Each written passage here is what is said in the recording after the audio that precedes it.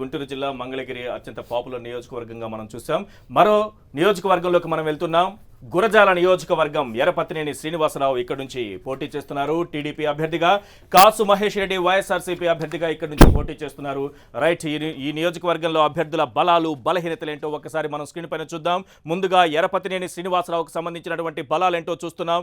నియోజకవర్గంలో జరిగినటువంటి అభివృద్ధి పనులే తనను గెలిపిస్తాయనే నమ్మకంతో ఆయన ఉన్నారు.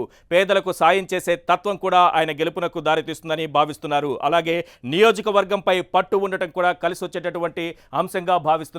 మరి ఆయనకున్నటువంటి బలహీనతలు ఏంటి, మైనస్ పాయింట్స్ ఏంటో ఒక్కసారి మనం స్క్రీన్ పైన చూద్దాం. పలు కేసుల్లో ప్రధాన నిందితుడిగా ఉండటం, అలాగే మైనింగ్ అక్రమాలకు పాల్పడతారనే ఆరోపణలు తీవ్ర స్థాయిలో ఉండటం, వైశ్య సామాజిక వర్గం నుంచి వ్యతిరేకత ఉండటం కూడా ఆయనకు కనిపిస్తున్నటువంటి బలహీనతలుగా మనం చూడొచ్చు. రైట్, ఇక కాసు మహేష్ రెడ్డికి సంబంధించినటువంటి బలాలేంటో చూద్దాం. కాసు మహేష్ రెడ్డి వైఎస్ఆర్సీపీ తరపున పోటీ పడుతున్నారు. నియోజకవర్గం ప్రజలకు అందుబాటులో ఉండటం ఆయనకు కలిసి వచ్చేటటువంటి అంశం. ఎర్రపతినేని అక్రమాలపై న్యాయ పోరాటాలు ఆయన చేస్తున్నారు.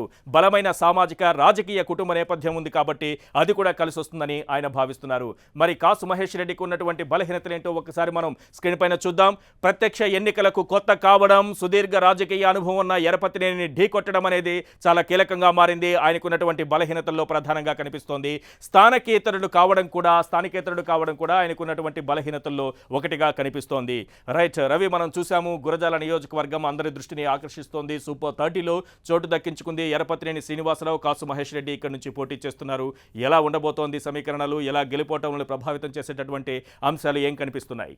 గురజాలకు సంబంధించి ఎర్రపతినేని శ్రీనివాసరావు అంటే టీడీపీలో చాలా చంద్రబాబు కానీ లోకేష్ కానీ అత్యంత సన్నిహితుడిగా చెప్తారు. ఎర్రపతినేని శ్రీనివాసరావుని చాలా ప్రభుత్వ కార్యక్రమాలు ఇక్కడ నుంచే ప్రారంభించారు. ఇటీవల కాలంలో చూసుకుంటే కనుక పసుపు కుంకుమ కార్యక్రమం కూడా ఇక్కడ నుంచే చంద్రబాబు ప్రారంభించడం జరిగింది, అందుబాటులోకి తీసుకొచ్చారు జనానికి. అయితే ఈ నేపథ్యంలో చాలా కీలకమైన వ్యక్తి ఆయన పార్టీలో ఫుల్ సపోర్ట్ అయితే చంద్రబాబు నుంచి లోకేష్ నుంచి ఉన్న వ్యక్తి. అయితే కాసు మహేష్ రెడ్డి చూసుకుంటే కాసు బ్రహ్మానంద రెడ్డి ఫ్యామిలీ నుంచి వారసుడిగా వచ్చాడు. ఆయన రాజకీయ నేపథ్యం చాలా పెద్దగా ఉన్న వ్యక్తి ఆయన. అయితే ఈసారి పోటీ చూసుకుంటే ఎర్రపతినేని శ్రీనివాసరావుని ఎట్టి పరిస్థితుల్లో ఓడించాలని చెప్పేసి వైసీపీ చాలా కీలకంగా కాసు మహేష్ రెడ్డిని తీసుకురావడం జరిగింది.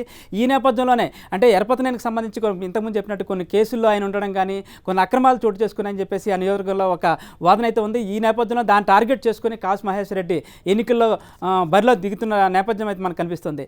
మొత్తంగా చూసుకుంటే ఇక్కడ రాజకీయ వారసత్వం ఉంది, అక్కడ సిట్టింగ్ ఎమ్మెల్యే. ఇద్దరి మధ్యలో చాలా ఆసక్తికరమైన పోటీ అయితే నెలకొంది. పార్టీ నుంచి పూర్తి అండదండలు ఇద్దరికి ఉండే పరిస్థితి ఉంది ఇక్కడ ఈశ్వర్.